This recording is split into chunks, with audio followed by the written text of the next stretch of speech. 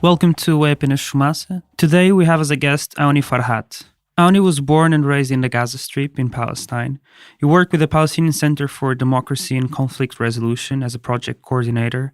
For 2 years, he was also the products and endorsements coordinator of an international freedom flotilla project, Gaza's Ark. He then left Gaza in the middle of an ongoing blockade that Israel and Egypt are imposing onto the region for more than 10 years, and he lives now in the Netherlands, where he got his master's degree in human rights and conflict studies.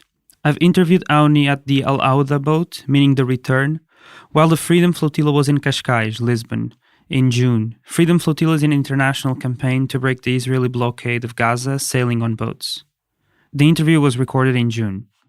Maybe if you could start introducing yourself. I'm really interested in where were you born and yeah.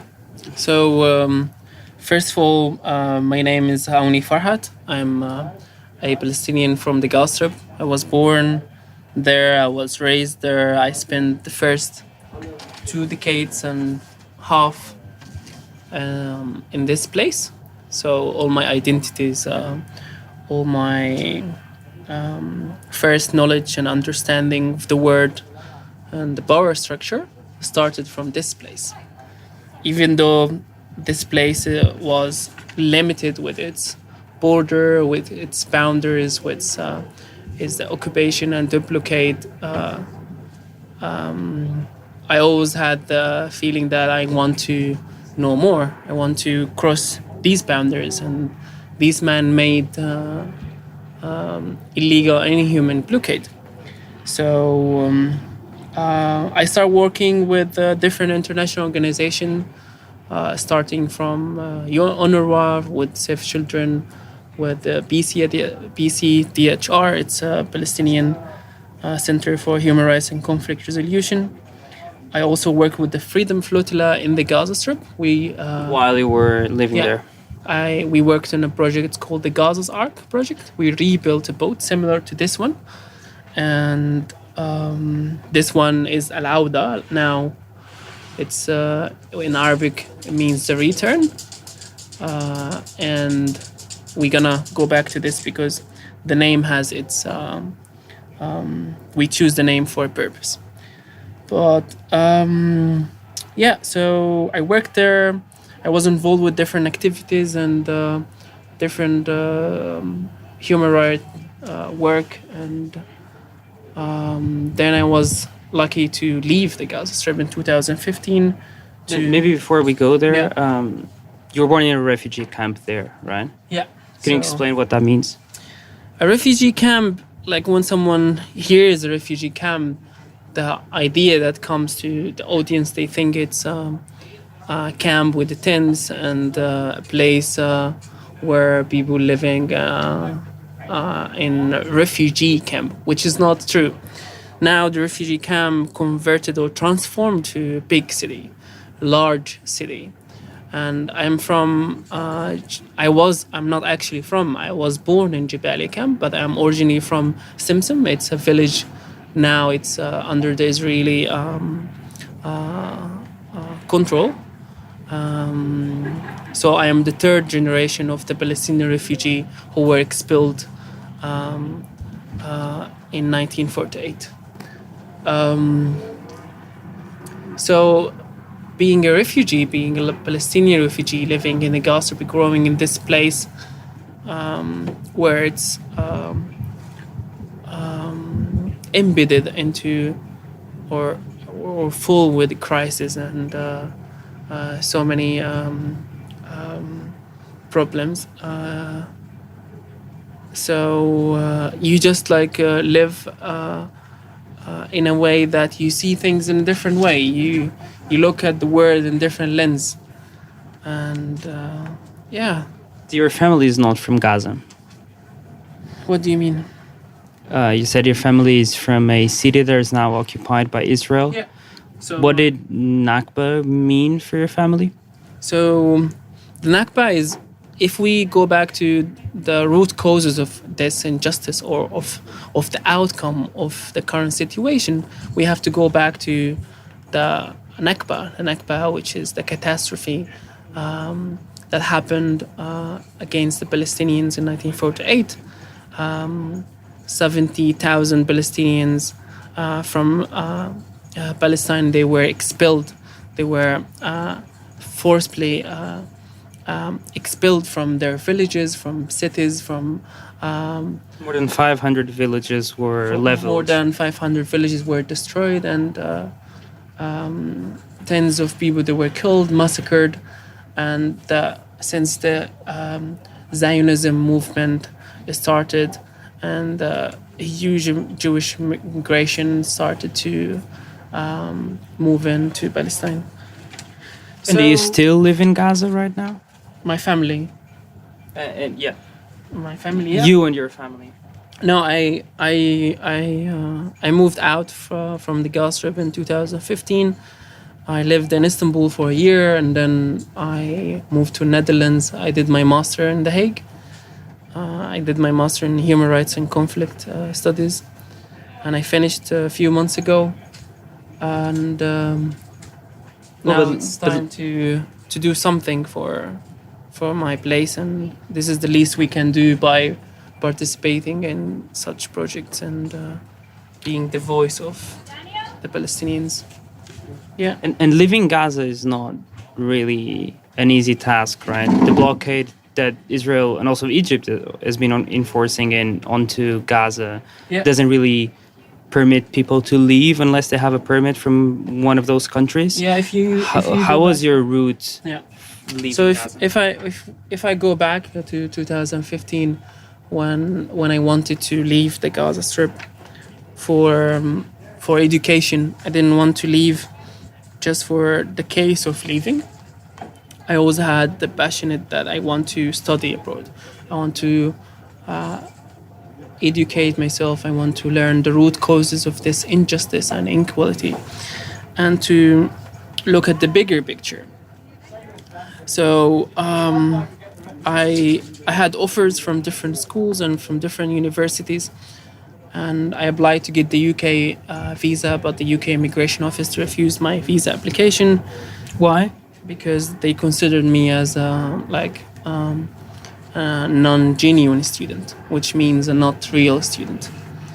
Then I applied to get a visa to Turkey. I got it, and then I moved to Turkey. I started working with a community center or NGO working with Syrian refugees for more than 7 months. And during that time, I was applying for schools again. I got an offer from a university in the Netherlands. I moved in September 2016. Yeah, but there's a long frustrating journey of getting out of this place. It's not easy. It's not like here. If you have time, if you have money, you can easily move from one place to another. Like buy a ticket, buy a plane ticket. By buying a flight or train ticket. Like there, even though if you have the visa, if you have the money, if you have the time, which is too complicated to have, even if you have all these things, you also need to go through a long journey of frustration and depression of waiting, because the border most of the time is closed, and it just opens unexpectedly, and there's no specific times for the border, for opening the border. So if you, like in 2015, I remember my number was 11,740, and it took me more than 7 months of trying and going to the border and come back home, saying goodbye to my mom and dad more than 15 times. So it's exhausting, so much. But if you have this resilience and you keep trying, don't give up, then you manage. But the curse that once you are out, you can't get back again, because you have to go through the same process of frustration. So it's like a place where you get stuck, and if you're out, you're out, and if you want to go back, you have to wait and wait again. And if you are in, and then you're stuck, and then if you want to go out, it takes you another year. So it feels like it's a maze, and a maze full of humans, and a maze full of problems, and a maze full of injustice. Yeah. Have you ever came back to Gaza? No, it's been 3 years now. I want to go back. I want to go back and see my family, and just be a normal citizen. Like, go back for a whole day, for 2 weeks, see my family, see my nephews, nieces, my brother, my sister, my mom, my dad. But it's a bit tricky, because if you want to go back, you have to leave everything behind, and everything you have built here, your education, your friends, your future, and you have to compromise about so many things. But at the same time, you are compromising about your family, so you feel you are hanging in between two fires, and which is not fair. But this doesn't stop us from fighting. But I am overcoming this feeling of helplessness, of being stuck by being the voice of the Palestinians, by working for my people, for being a good representative of Palestinians, standing up for their rights, for their human rights, for social justice, for fighting for them in a way that could bring a change. Have you crossed Egypt or Yeah. Israel? From Egypt. And can you describe the route? How many checkpoints have you had to pass? I'm really ashamed to say that the Egyptians are, like, now the current regime in Egypt is bound to the Israeli policies, and they are part of this problem. And this is connected to other political discourses in the Gaza Strip and the West Bank. And but my personal story, that I had really difficult time going through Egypt, or traveling from Rafah crossing to Cairo airport, as we were deported inhumanly from Rafah crossing to Cairo, and we were followed by an army jeep in the back, an army jeep in the front, and we were locked in a really small hole for like 1 day and 1 night. And how many people? Like more than 200. Yeah. And I remember I was sleeping at the metal fence for more than like 35 minutes, and this was like I was awake for 3 days. And then all of a sudden someone came and woke me up and told me, oh, we have to go. And then we were asked to follow an Egyptian officer to go and book our flights at the same time. So because you can't book your flight because you don't know if you're gonna make it out Rafah crossing or not. So can you explain what Rafah crossing crossing means? is the main gate between, or actually it's the only border or the only gate that you can get out from the Gaza Strip, as we don't have facilities which means seaboard, airport that we can use to travel. So we use the Egyptian facilities, we use the Egyptian airport, and you can't get through this crossing until you have a permit, until you have a visa in your passport, until you have a reason to use the Egyptian facilities. And once you have all these things, you can cross, and but you are not allowed to enter Egyptian cities, or to go to Cairo, or to go to other places. You are locked in the airport till you have your flight. So we booked a flight, and we were following you. You are not a normal traveler. you have to follow a specific officer, and then they will take you to the airplane, and you don't feel like you are free. You are obliged to follow the orders. And I remember something that I will never forget when I was looking to the other people and looking at us, and we were like walking in a line like prisoners, like different people, and why they're treating us like this.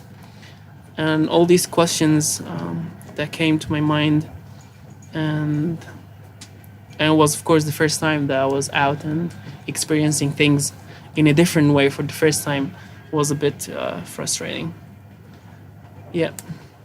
So you left Gaza in 2015, which means that you've been there in 2014, where the what Israel calls the Operation Protective Edge massacred more than 2,200 Palestinians, 500 of which children. Mm-hmm. What do you remember from that? What I remember of that, actually, I have the, as we, I think all of us, we have this survival mechanism. So I feel like our brains, they filter all these memories. But of course, I remember so many things, but I'm trying not to get stuck there. I'm trying to use this experience as a way of getting something out of it. Not to be negative, not to be, not to get stuck in this darkness. So for so many people, they like these experiences influence them and make them pessimistic, make them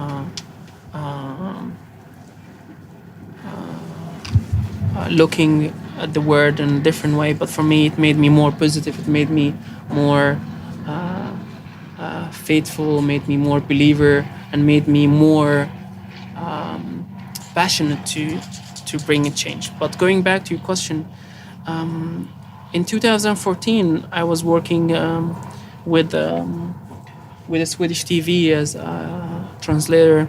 So I was most of the time on the field. So like from one place to another, translating my life to bring and deliver the message of what's happening there.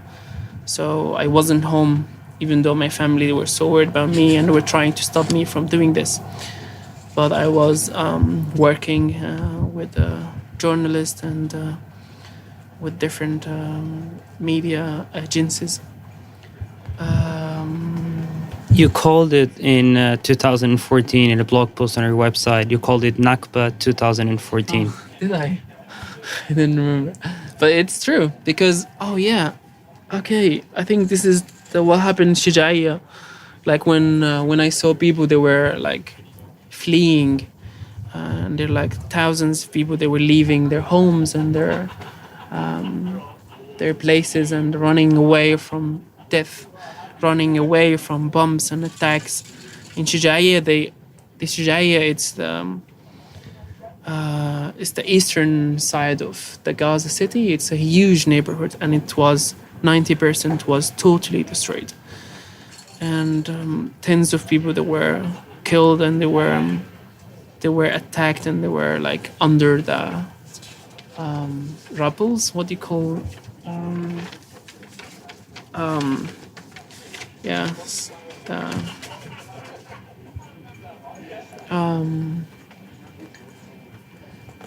What do you call them when the house goes down and the whole thing, just like people, they get stuck there.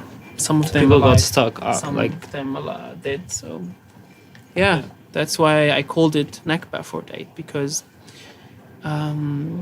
it's the same image goes back to my mind that all the time my grandfather and my grandmother told me about. They were carrying the necessary things, carrying their kids, carrying their beloved ones, and just running away with their life. And this will happen in 1948 when the Zionists, they were committing genocide and massacres against Palestinians. And this will happen again in 2014, and it's still happening at the time we're speaking. and yeah. So in 2018, maybe a month and a half ago, maybe 2 months, the Great Return March started on the 13th of March, where thousands of people run to the fence that Israel calls border between Gaza and Israel, but it's actually a fence. And they were killed by the hundreds. So more than 100 people were killed in the biggest massacre probably since 2014. Avigdor Lieberman, the Minister of Defense of Israel, said there's no innocent people in Gaza. I mean, there's nothing. I mean, there's nothing we expect from. What is he? The education minister? Defense Minister. Defense minister. Also, I think the education minister says something similar. But I mean, there's. I mean, what to comment about a radical Zionist, like blinded about humanity, and he just only sees himself as a superior, and we are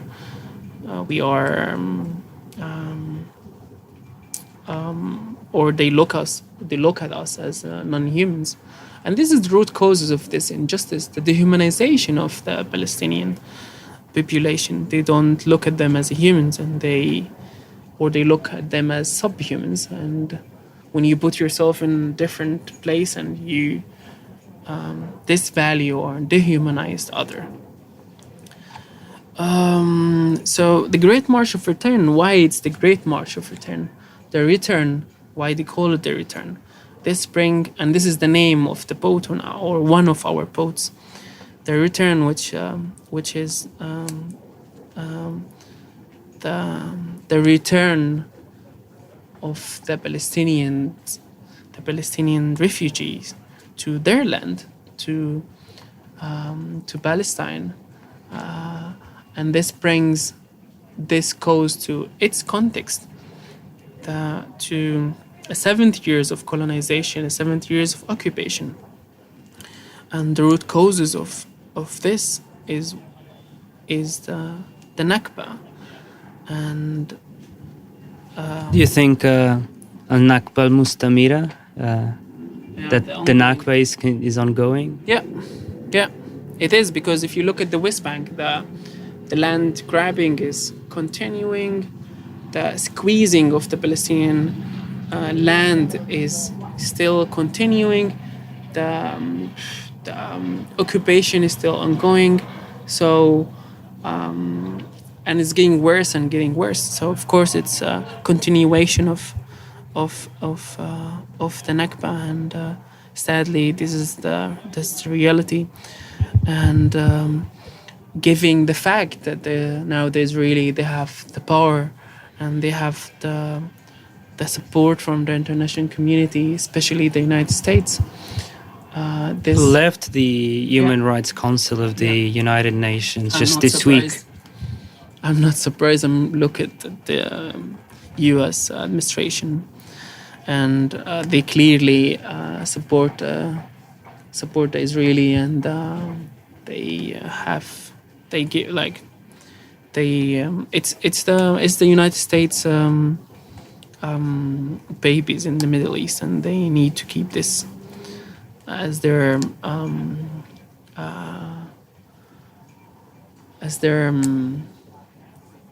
I don't know, like something they have on this side of the world. So it's like one of the states of the United States. And you're going now in the boat. Are you expecting to reach Gaza, or? Yeah, for now, the names of the people who are going from the last leg to the Gaza Strip are not public yet. So, like for me, participating in doing the events and activities, talking to the people and interacting with the local groups and delivering the message is much, much more important. And raising the voice of the voiceless, to raise the voice of the Palestinians who are locked in the Gaza Strip and no one hears about. as you said before, here in Portugal, no one really knows about what's happening on the other side of the world, and we need to bring this message up, and we need to work hard on bringing a change on the mindset and of the people who live here, because these people, they are the one who put politicians, and the politicians who make decisions, and these politicians who are running the world now, sadly, and this of course affect us as a Palestinians. Would you include the Palestinian Authority in there? Include? Yeah, there's a Palestinian Authority. I have so many. I mean, the Palestinian Authority it's authority under occupation, and they don't have so much to do, and it's actually an occupied authority, so they don't have any sovereignty, or they don't have any control of Palestine or the occupied Palestinian territories, given the fact that the Gaza Strip and the West Bank, they are politically and geographically separated, which makes more difficult for us to be a united body that we can go forward. Shukran. خلاص? Fumaça is produced by Bernardo Afonso, Frederico Raposo, Maria Almeida, Pedro Miguel Santos, Pedro Zuzarte, Sofia Rocha, Tomás Pereira, Tomás Pinho, and by me, Ricardo Esteves Ribeiro. Visit fumaca.pt for new episodes and subscribe to our newsletter and wherever you get your podcasts. Até já!